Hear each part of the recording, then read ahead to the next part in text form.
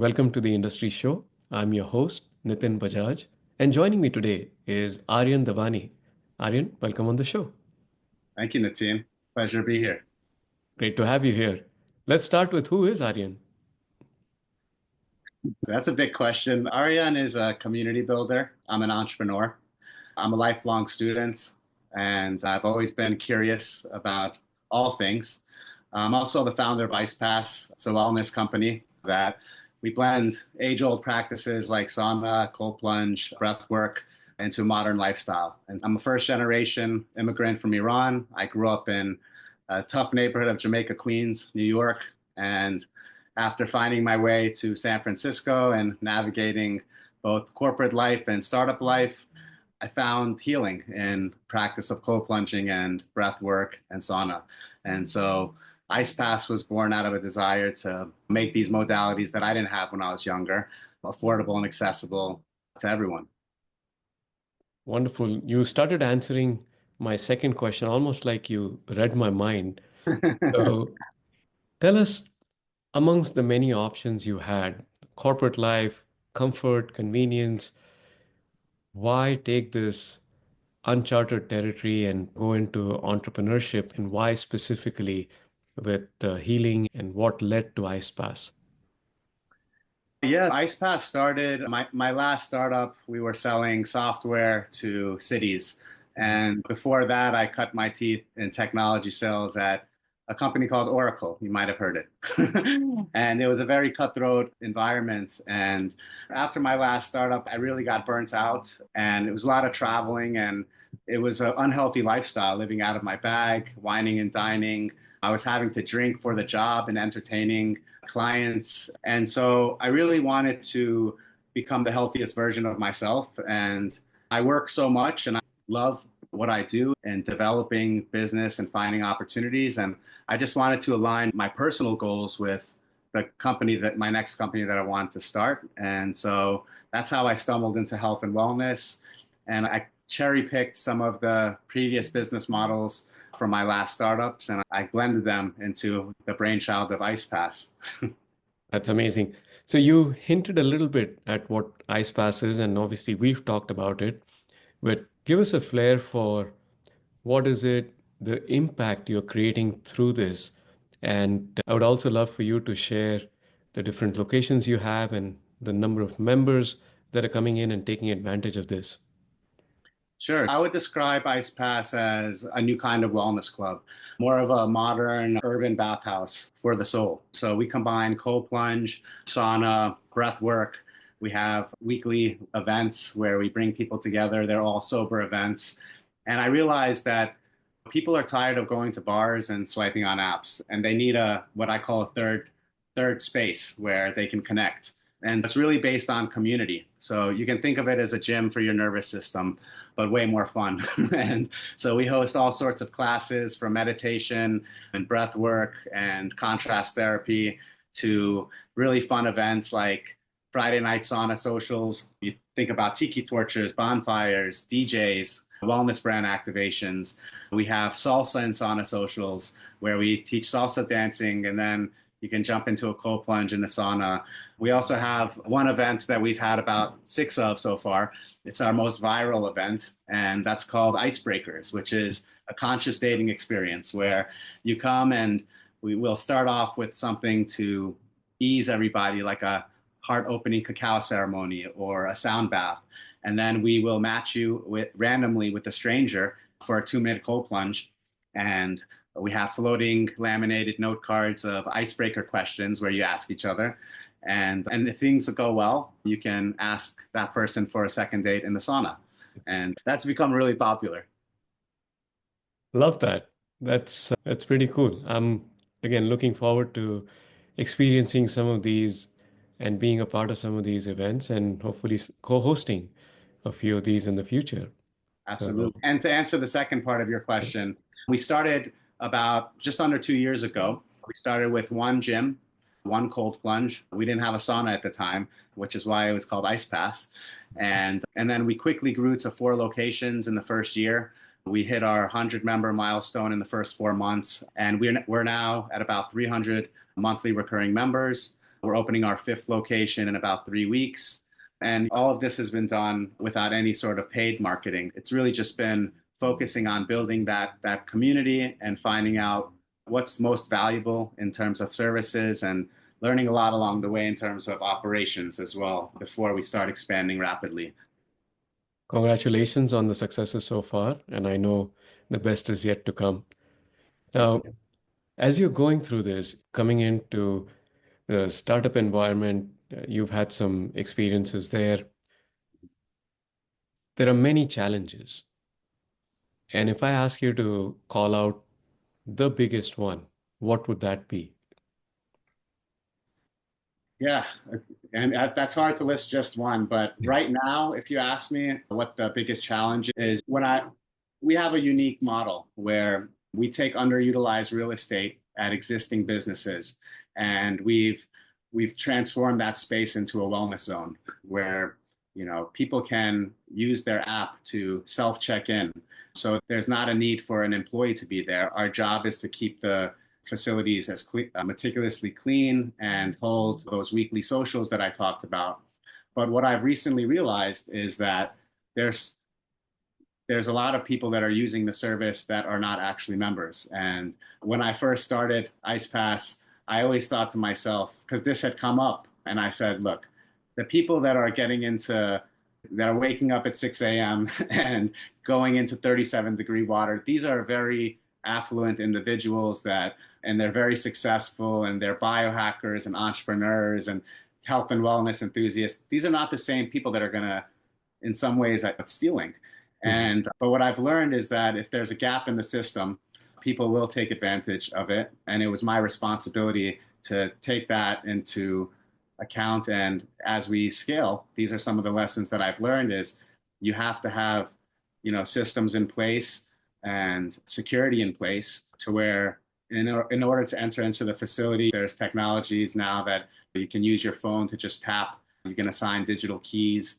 But I had no idea until I just recently, just over the past few weeks, I have cameras at each location now. I have ambassadors that are constantly verifying members. And I realized the dozens of people just over the past few weeks that I've found that are using the facilities without paying. And I've very kind in the way we approach them. And I'd say more than half the time they do sign up and they apologize. And it's a learning lesson. And I think it's karma for all the times in my 20s when I found the loophole and I've snuck into a festival or I've snuck into it all comes back around, but it's a learning lesson for everyone.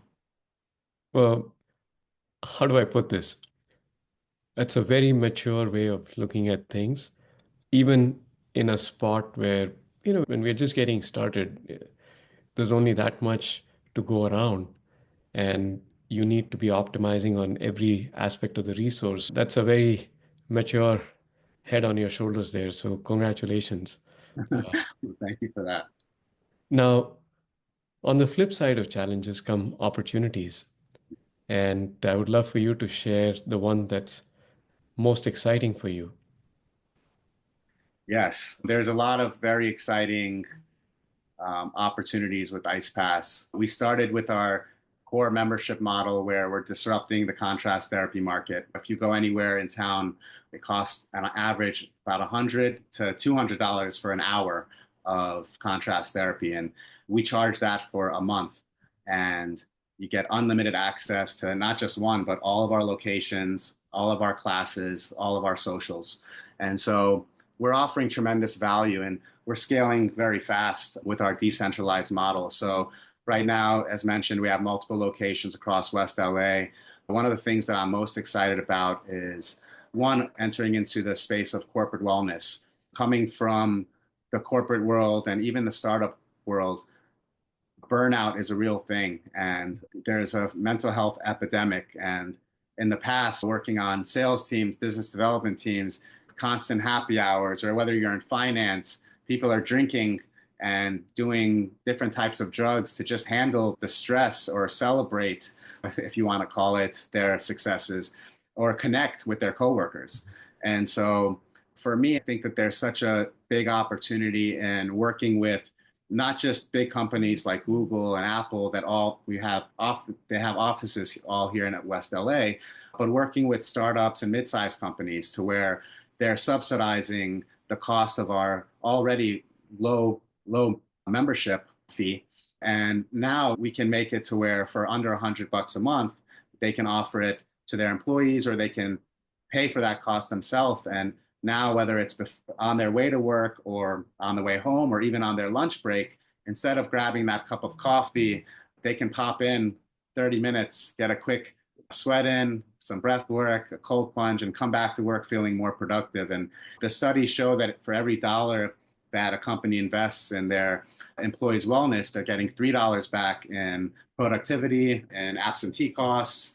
And then, as you probably know, it's very tough to retain and attract the best employees. And so, the number one reason why people quit or move to another job is because they don't feel appreciated or, and companies like Google have shown if you're investing in keeping people at the location or if you're investing in wellness, you're able to attract the best people as well. So that would be one of the biggest opportunities for us. The second opportunity would be franchising. And I want to make cold plunging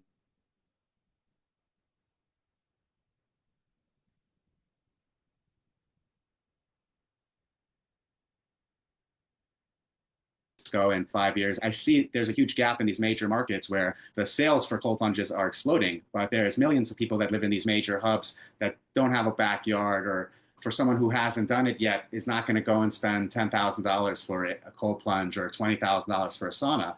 So having these access points in places like Austin, New York, Miami, LA, these are all opportunities. And what we want to do is give opportunities to facilitators that may not have a ton of money to start a franchise, but because of our business model of no rent, no utilities, and taking underutilized space and doing a revenue share, we can provide through our partnerships with our sauna and cold plunge partners for less than 50K, you can own your own business. And from day one, you're generating revenue without having any of the overhead.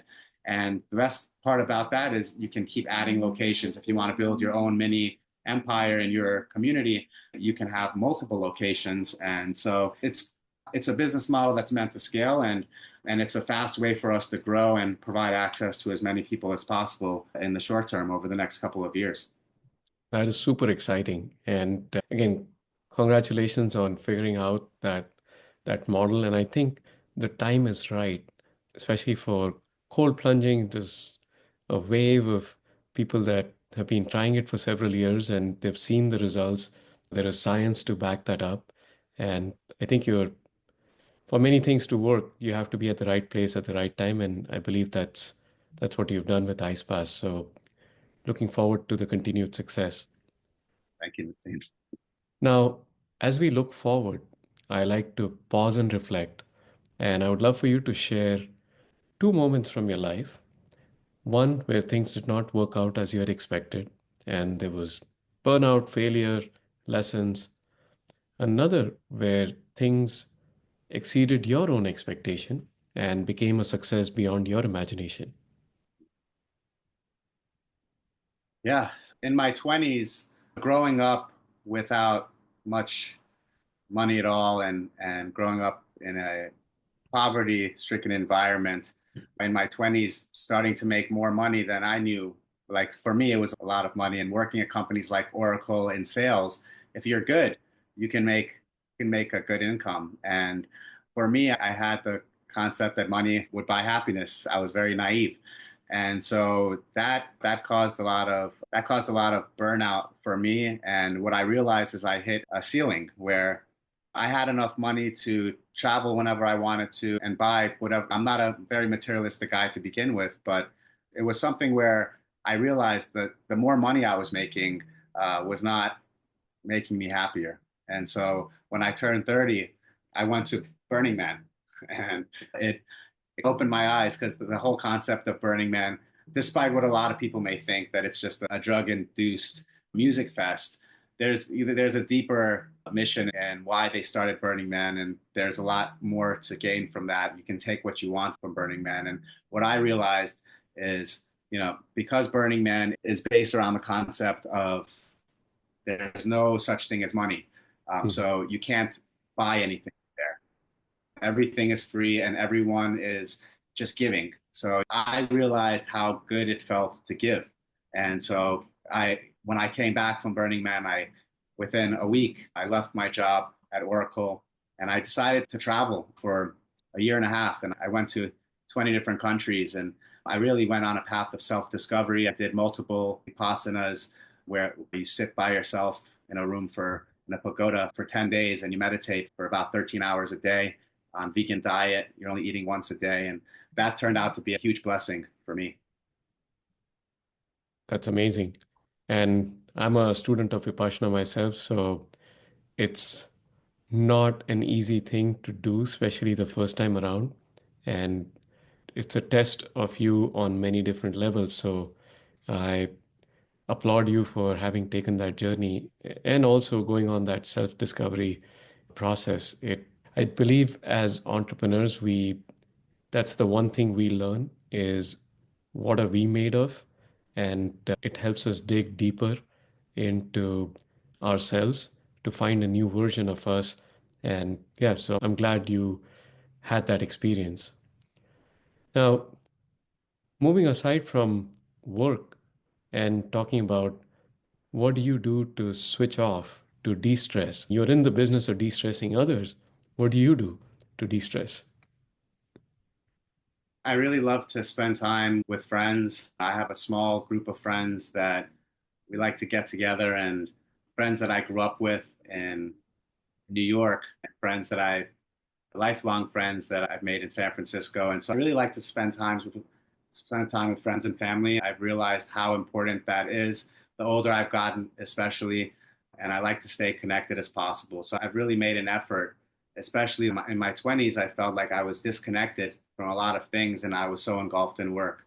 And so whenever I do have time, I like to, whether it's on the phone or making a trip to reunite with some of my friends, it's one of my favorite pastimes because those are the people that remind you, especially in places like LA where Mhm. everyone is a transplant and you can lose yourself pretty quickly if you're not staying connected to those people that remind you who you are.